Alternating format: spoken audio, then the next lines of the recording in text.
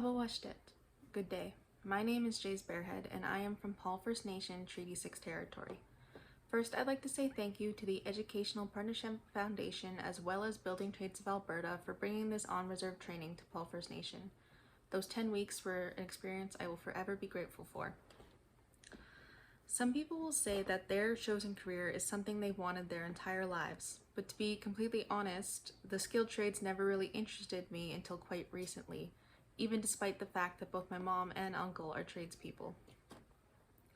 All throughout junior high, I had my sights set on becoming a teacher, specifically in high school sciences, though that changed once I actually entered high school myself.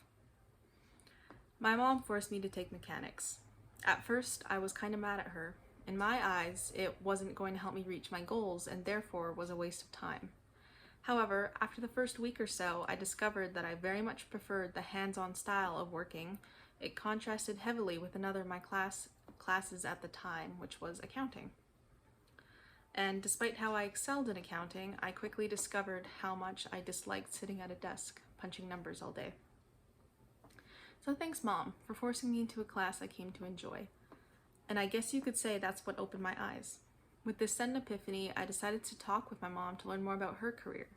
I learned more about the flexibility of her timetable, about the schooling and training, as well as the independence it gave her. And the timing couldn't have been better. I'm part of the generation that got an entirely unique high school experience.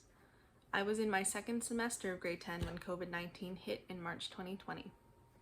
It was extremely hard for me. I was not suited for at-home learning, and as a result, I struggled through classes for the first time in my life, to the point where I almost failed my second semester. My mental health fluctuated throughout my years of high school. I struggled with the idea of failure and how it reflected on the person I was and how my character is. Being in school on and off was already stressful enough. Pair that with the new quarter system and one was suddenly and severely overwhelmed. For those unaware, the quarter system meant 2 3-hour classes a day for roughly 40 days, half the time of a regular semester. Meaning if you missed 2 days of class, you were already technically a week behind. Regardless of that stressful experience, I am glad to say I started high school during COVID and was still able to successfully graduate despite the setbacks I experienced. From almost failing 3 classes in grade 10 to honors in 11 and my first full in-class year in 12 was quite the experience, if I do say so myself. Now, as a person who went to school off reserve, I wasn't directly notified of this training program. I actually found out through a few of my relatives. At first I was rather hesitant. In order for me to attend this program, I had to rearrange the remainder of my schedule as it occurred over 2 quarters. I was extremely focused on graduating and I didn't want to jeopardize that. Not to mention my part-time job already had a lot of my time taken up. However, at the same time, this training was an opportunity for me to learn.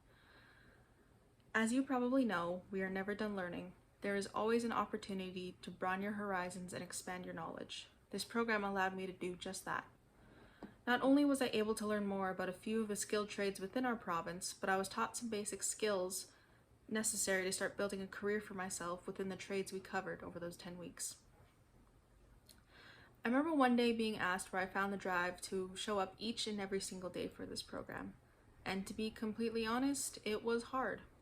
I had to get my brothers to school each morning, drive 25 kilometers to attend training, drive back to school for my afternoon class, and most days I would have to drive another 25 kilometers afterwards for work. It was stressful at times, but I wasn't going to let that stop me. Here was an opportunity to better myself, and all I had to do was show up with the willingness to learn.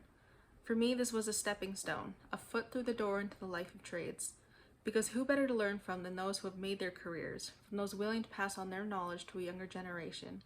Not only did I gain knowledge from this program, but I was also given the skills to use that knowledge. Anyone can be a tradesperson, but it takes someone with the right skills to take that trade and make a career for yourself. Now that the program is over, many doors have opened for me. While I may not be able to take advantage of them yet due to my age, I do have a job offer or two for when I am 18. I am eager to join the workforce as a millwright apprentice. However, my current age of 17 is currently considered a liability. regardless of the fact that I will be 18 in a mere 3 months. In the meantime, I will continue to work towards my goals in other ways. I'm sure my mom's textbooks are around somewhere. May as well continue learning in other ways until I can join the workforce as a second-generation millwright.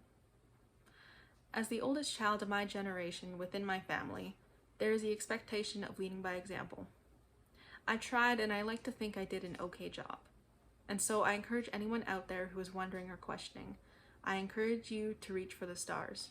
And when you've reached them, I encourage you to reach beyond. Thank you for your time. Ishnish.